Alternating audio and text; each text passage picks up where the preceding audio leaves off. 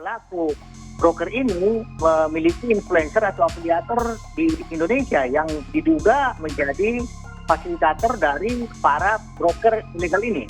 Jadi mereka ini merekrut orang-orang di Indonesia dengan menawarkan binary option tadi yang memang cara kerjanya adalah untuk memprediksi dan menebak harga suatu aset. Apakah bergerak naik atau turun dalam waktu tertentu. Dan kami katakan ini bukan trading sebenarnya dan bukan investasi, tetapi ini diduga adalah perjudian.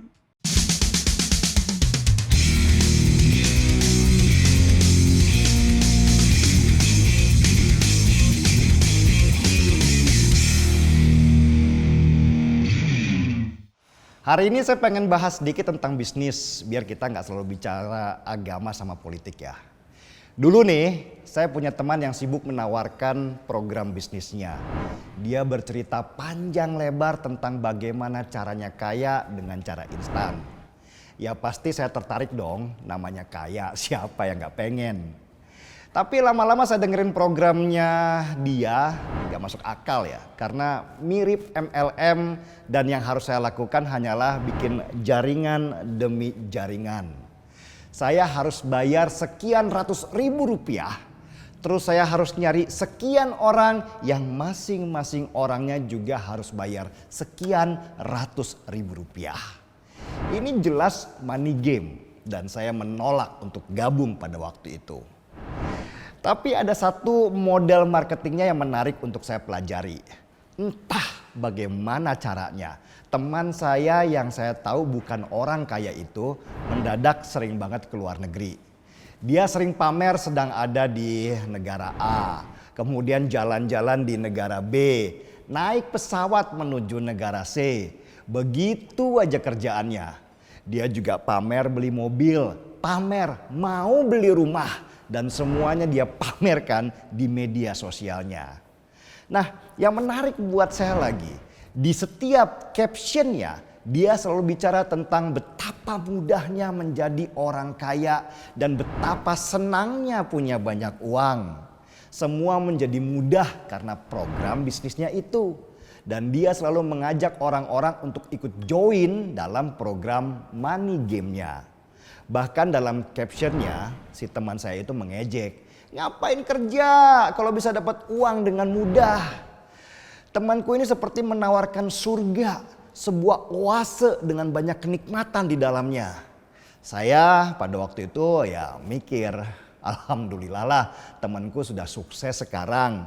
Bangga dong punya teman sukses. Karena siapa tahu satu waktu bisa dipinjemin uang pas lagi susah. Sekian tahun kemudian saya nggak ketemu sama dia dan nggak sengaja ketemu lagi di sebuah kafe. Kali ini dandanannya beda, dia udah nggak glamor lagi, malah sudah mirip orang susah. Dan ketika saya menyapa dia menghindar dan seperti nggak mau ketemu ya. Penasaran dong, saya telepon teman yang kenal dia dan biasalah bapak-bapak gibah. Dari perbincangan kami itu dapatlah saya info kalau teman saya yang dulu nawari program money game itu sedang ada masalah. Induk perusahaan money game-nya yang beritanya pusatnya ada di Rusia itu tiba-tiba hilang.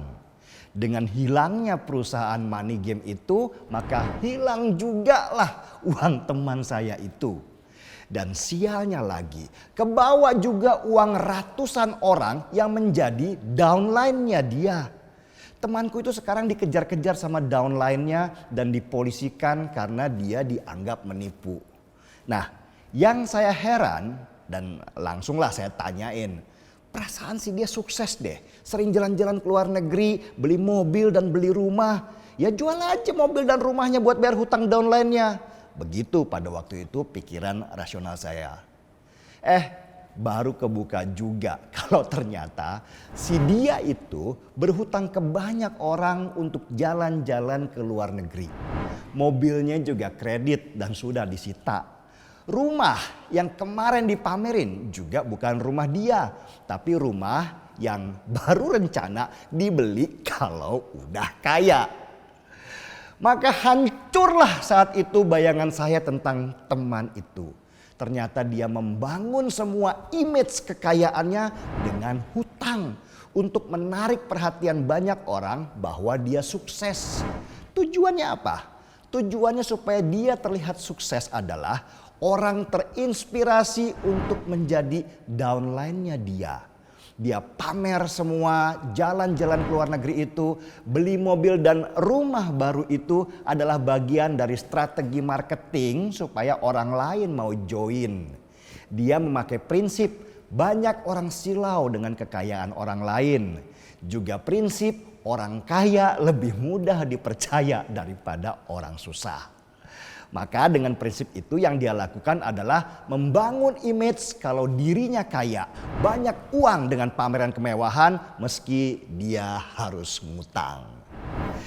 Tapi bangunan yang dibuat pakai kardus pasti runtuhnya cepat karena strukturnya tidak kuat. Dan temanku itu seperti tergulung dalam kondisi yang dia ciptakan sendiri dengan menipu banyak orang pakai pameran kemewahan. Sekarang waktunya dia habis hanya untuk lari dari kejaran orang. Sembunyi di daerah yang orang tidak tahu dia ada di sana dan hidup dalam ketakutan masuk penjara karena dipolisikan. Surga yang dulu dia pamer-pamerkan berubah menjadi neraka yang panjang. Apa sih yang bisa kita pelajari dari situasi temanku itu? Banyak banget. Apalagi dalam situasi sekarang di mana media sosial semakin banyak penggunanya, maka orang yang silau dengan kekayaan orang lain juga bertambah banyak orangnya. Yaitu orang-orang yang berharap cukup rebahan doang sambil investasi di orang yang bahkan tidak dia kenal dengan model bisnis yang bahkan dia tidak mengerti dan berharap dia cepat kaya seperti orang yang pamer kemewahan itu. Dan pada akhirnya yang dia dapatkan hanyalah mimpi basah, kenikmatan semu dan sementara, tapi akhirannya selalu menyakitkan, yaitu ditipu oleh orang. Coba baca aja lah berita penipuan investasi dengan janji keuntungan 10%, bahkan ada yang sampai 30% per bulan. Yang tertipu bisa kena puluhan miliar rupiah dan bangkrut seketika. Bahkan ada loh koperasi yang berhasil mendapatkan uang dari masyarakat sampai hampir 15 triliun rupiah. Mereka gagal bayar keuntungan yang mereka janjikan dan diserbu oleh masyarakat. Pemiliknya yang sering pamer kemewahan di media sosial itu dipenjarakan. Uang yang hilang gak kembali karena dipakai si pemilik koperasi itu untuk membeli barang-barang pribadi termasuk membiayai kehidupan mewahnya yang ternyata hanya fata morgana. Cerita-cerita seperti itu sudah banyak banget. Tapi herannya yang tertipu juga gak pernah berkurang. Selalu ada orang-orang yang silau dengan janji-janji surga. Orang-orang instan yang pengen cepat kaya tanpa kerja. Orang-orang yang tidak pernah puas dengan apa yang dia punya. Kalau kata teman saya sih, itu uang jin yang dimakan jin. Itu ejekan buat orang yang cari duit dengan cara gak halal, dimakan orang lain dengan cara yang juga gak halal. Dan era sekarang ini lebih gila lagi. Ada yang model bisnisnya cuma nonton video iklan doang dapat uang. Nonton iklan doang dapat uang. Ini kan gila. Tapi ya banyak orang yang percaya. Mereka taruh uangnya di aplikasi itu. Nonton iklan-iklan gak jelas. Dan berharap orang lain juga melakukan hal yang sama. Kalau diingatkan sama orang lain, dia ngamuk. Bilang kalau mental orang kaya beda sama orang susah. Dan ketika akhirnya dia ketipu dan susah, dia jadi bahan ejekan banyak orang. Ada lagi yang bermain seolah-olah itu aplikasi trading. Sebuah robot trading yang diciptakan untuk menang mulu dan gak pernah kalah. Orang banyak taruh duit di situ. Bahkan perusahaan robot trading itu menggait banyak influencer yang mereka bayar. Yang kerjaannya cuma ngajakin orang untuk ikutan trading di sana. Para influencer itu juga pamer kemewahan di media sosialnya supaya banyak orang tertarik seperti dia dan ikut gabung. Di sanalah si influencer dapat uang dengan jadi bagian dari komplotan besar untuk menipu banyak orang. Yang lucunya di sini, Pemerintah kita ini mirip polisi India yang baru datang ketika kejahatan itu sudah makan banyak korban. Gak pernah tuh pemerintah kita membentuk pengawasan yang sangat ketat terhadap model investasi dengan cara mengumpulkan dana dari masyarakat dengan cara curang.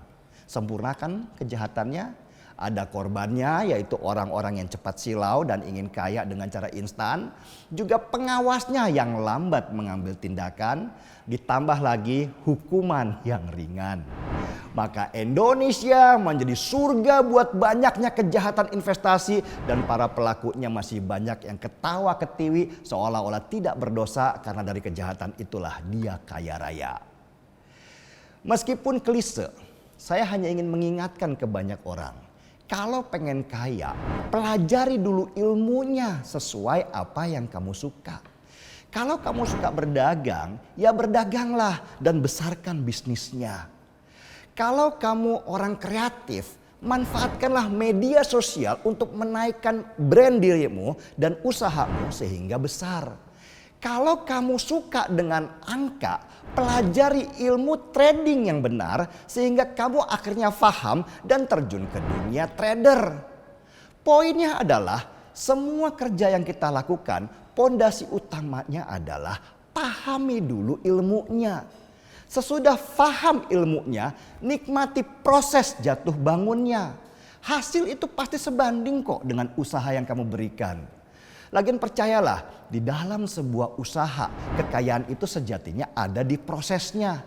Hasil atau keuntungan hanyalah dampak dari benar atau tidaknya kita melakukan prosesnya. Dulu banget kita familiar dengan orang yang melihara babi ngepet untuk mencari uang. Orang yang melihara babi ngepet itu cukup jaga lilin supaya nggak padam. Karena kalau padam berarti babi ngepetnya mati. Kerjanya apaan? Ya jaga lilin doang sambil rebahan. Otaknya nggak bekerja, keringatnya nggak keluar, prosesnya tidak didapatkan. Yang penting di pikirannya hanya cuan, cuan, dan cuan. Itu doang. Konsep babi ngepet masih terpelihara dengan baik di era modern ini. Dan pelakunya tambah banyak yang menjadikan korbannya juga banyak. Lilin yang dijaga sekarang ganti dengan nama-nama keren seperti Fitup, Binomo, dan lain-lainnya. Pada intinya semuanya sama, menjual mimpi dan surga sehingga lupa bahwa surga pun tidak diraih dengan tidur-tiduran dan berdoa saja. Tapi harus memperbanyak amal kehidupan di dunia. Setuju? Kita seruput kopinya dulu.